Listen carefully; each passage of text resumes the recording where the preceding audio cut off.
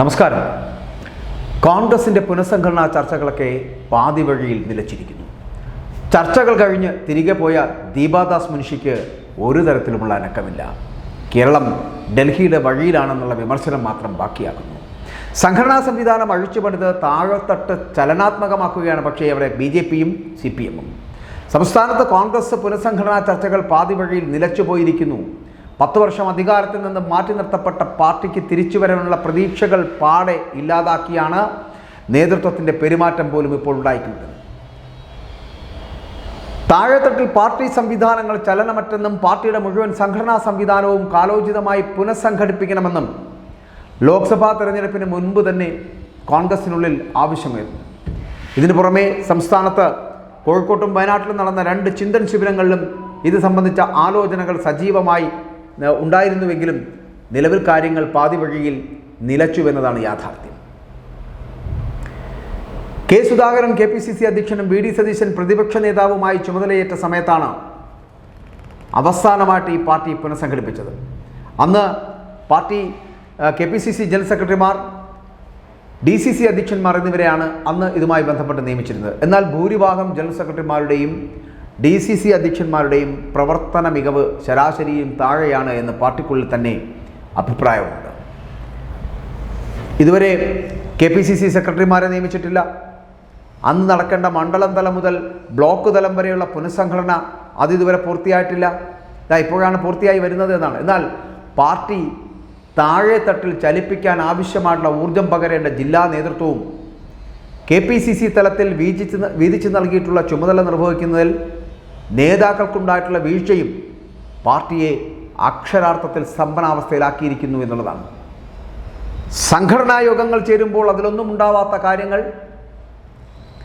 വാർത്തകളുടെ രൂപത്തിൽ മാധ്യമങ്ങൾക്ക് നൽകുന്ന ചില KPCC ഭാരവാഹികളുടെ നടപടികൾ, ആ നടപടികളും പാർട്ടിയെ കൂടുതൽ ശോഷിപ്പിക്കുന്നതായിരുന്നു എന്ന് പറയേണ്ടതല്ലേ. ഇതിനെല്ലാം പുറമെയാണ് രമേശ് ചെന്നിത്തലയെ ചുറ്റിപ്പറ്റി ഉയർന്നുവെന്ന മുഖ്യമന്ത്രി സ്ഥാനാർത്ഥി വിവാദവും പാർട്ടിയിൽ പടലപ്പിണക്കമുണ്ടെന്നുള്ള സന്ദേശം അത് പുറത്തേക്ക് നൽകിയത്. KPCC അധ്യക്ഷ സ്ഥാനത്ത് നിന്നും കെ സുധാകരനെ മാറ്റുമെന്നുള്ള ഒരു പ്രചാരണം, ആരാവണം അധ്യക്ഷനെന്ന ഒരു പ്രചാരണവും ഇങ്ങനെ പാർട്ടിയിലുണ്ടായിരുന്ന ഐക്യ സന്ദേശത്തെ ബാധിച്ചു എന്ന് വേണമെങ്കിൽ പറയാം. പ്രതിപക്ഷ നേതാവ് VD സതീശനുമായി കെ സുധാകരനുള്ള പടലപ്പിണക്കത്തിൻ്റെ ഭാഗമായാണ് ഇത്തരം കാര്യങ്ങൾ ഉണ്ടാകുന്നത് എന്ന് വ്യാഖ്യാനിക്കാൻ സംസ്ഥാന കോൺഗ്രസ് നേതൃത്വത്തിലുള്ള ചിലർ തന്നെ മനഃപൂർവ്വം ശ്രമിച്ചുവെന്നും അതിൽ ചില ഭാരവാഹികളുടെ കറുത്ത കൈകൾ ഉണ്ട് എന്നുള്ള ആരോപണവുമാണ് ഇപ്പോൾ ഉയർന്നു വന്നിരിക്കുന്നത്. അതായത് ഇത്തരം കോലാഹലങ്ങൾ കോൺഗ്രസിൽ പതിവായതോടുകൂടി അതിൻ്റെ അലയൊലികൾ UDFനെയും പ്രതികൂലമായി ബാധിച്ചിട്ടുണ്ട് എന്ന് പറയേണ്ടിയിരിക്കുന്നു. നിരവധി പ്രതിസന്ധികളിൽപ്പെട്ട സർക്കാരും CPMും പിന്നോട്ടു പോകുന്ന അവസ്ഥയിൽ കോൺഗ്രസിനുള്ളിലെ പ്രതികൂല അന്തരീക്ഷം അവർക്ക് സഹായകരമാവുകയും ചെയ്തിരിക്കുന്നു എന്ന് വേണമെങ്കിൽ പറയാം. കാരണം കോൺഗ്രസ് നേതൃത്വത്തിൽ തന്നെ തമ്മിലടിയാണ്. 3ാം വട്ടവും CPMൻ്റെ നേതൃത്വത്തിൽ LDF തിരിച്ചു വരുമെന്നുള്ള ഒരു പ്രതീതി സൃഷ്ടിക്കാൻ അവർക്ക് കഴിയുകയും ചെയ്തിരിക്കുന്നു എന്നുള്ളതാണ് യാഥാർത്ഥ്യം. ഇടത് സർവീസ് സംഘടനകൾ വഴി പൊതുജനങ്ങളിൽ അങ്ങനെ ഒരു സന്ദേശം പ്രചരിപ്പിക്കുവാനും അവർക്ക് കഴിഞ്ഞിട്ടുണ്ട് എന്നുള്ളതാണ്. ഇതിനിടെയാണ് ഈ കോൺഗ്രസ് പുനഃസംഘടന സംബന്ധിച്ച് നേതാക്കളുടെ ഒറ്റയ്ക്കും ഒപ്പം തന്നെ കൂട്ടായുമുള്ള ചർച്ചകൾ നടത്തിയ കേരളത്തിൻ്റെ ചുമതലയുള്ള AICCയുടെ ജനറൽ സെക്രട്ടറി കൂടിയായിട്ടുള്ള ദീപാദാസ് മുൻഷി മൗനി ബാബയായി തുടരുന്നത്. ഒന്നും പറയുന്നില്ല. പുനഃസംഘടന നടത്തുന്ന കാര്യത്തിൽ ഒരു ചർച്ചയും ഉറപ്പും ഈ നേതൃത്വത്തിനുമില്ല. തദ്ദേശ തെരഞ്ഞെടുപ്പിൽ വിജയഭേരി മുഴക്കാൻ CPMും BJPയും അവരുടെ സംഘടനാ സംവിധാനം ഉടച്ചു വാർത്തിരിക്കുന്നു, അഴിച്ചു പണിതിരിക്കുന്നു. അതാത് പാർട്ടികളിൽ പുതിയ ഊർജം നൽകുമ്പോൾ കോൺഗ്രസ് പെരുവഴിയിൽ ഊർധ്വശ്വാസം വലിക്കുന്ന അവസ്ഥയിലായിരിക്കുന്നു എന്നുള്ളതാണ് യാഥാർത്ഥ്യമെന്ന് പറയട്ടെ. 2025 പുനഃസംഘടനാ വർഷമെന്ന് ബലഗാവിയിൽ നടന്ന പ്രവർത്തക സമിതി തീരുമാനിച്ചുവെങ്കിലും കേരളത്തിന് ഇതൊന്നും ബാധകമല്ലെന്ന മട്ടിലാണ് നേതാക്കളുടെ പ്രവർത്തനം തന്നെ നടത്തുന്നത്. ഡൽഹിയുടെ വഴിയിലാണ് കേരളത്തിലെ കോൺഗ്രസ് എന്ന് പാർട്ടിക്കുള്ളിൽ തന്നെ വിമർശനമുയർന്നിരിക്കുന്നു. തകർന്ന തരിപ്പണമാകാൻ പോകുന്ന ഒരു പ്രസ്ഥാനമായി ഇതാ കോൺഗ്രസ് മാറാൻ പോകുന്നു. കോൺഗ്രസിൻ്റെ പുനഃസംഘടനാ ചർച്ചകളടക്കം തകർന്ന തരിപ്പണമായി. ഇതാണ് സംഘടനാ സംവിധാനത്തിൻ്റെ വീഴ്ചയാണ്. കോൺഗ്രസിനുള്ളിൽ പരസ്പരം മത്സരിക്കുന്ന നേതാക്കളുള്ളപ്പോൾ ഒരു കാലത്തും ഈ കോൺഗ്രസ് ഇനി നന്നാകാൻ പോകുന്നില്ല എന്ന് പറയേണ്ടിയിരിക്കുന്നു. ദേശീയ തലത്തിൽ കോൺഗ്രസിനെ ചുട്ടുചാരമാക്കി മാറ്റിയിരിക്കുന്നു രാഹുൽ ഗാന്ധിയും സോണിയാഗാന്ധിയും ഒപ്പം തന്നെ KC വേണുഗോപാലും ചേർന്ന്. ഇനി ഇവിടെ കേരളത്തിൽ മാത്രം തങ്ങുന്ന ഒരു പ്രസ്ഥാനമായി കോൺഗ്രസ് മാറുന്നു.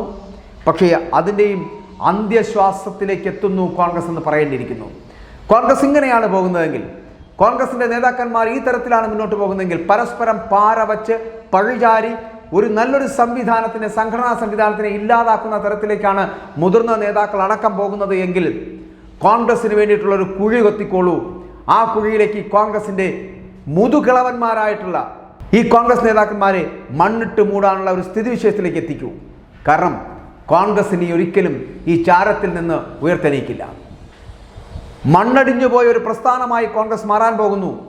അങ്ങനെ തകർന്ന് തരിപ്പണമാകുന്ന ഒരു പ്രസ്ഥാനത്തിലേക്ക് കോൺഗ്രസ് വീഴുമ്പോൾ വീണ്ടും ഇവിടെ ഉണർന്നെണീക്കുന്നത് ഈ തദ്ദേശ സ്വയംഭരണ സ്ഥാപനത്തിലേക്കുള്ള തെരഞ്ഞെടുപ്പിൻ്റെ കാഹളം മുഴങ്ങുമ്പോൾ ഇതാ CPM-ഉം BJP-യും അവരുടെ താഴെത്തട്ടിൽ തന്നെ ചലനാത്മകമാകുന്ന അതിനുള്ള പ്രവർത്തനങ്ങൾ നടത്തിയിരിക്കുന്നു.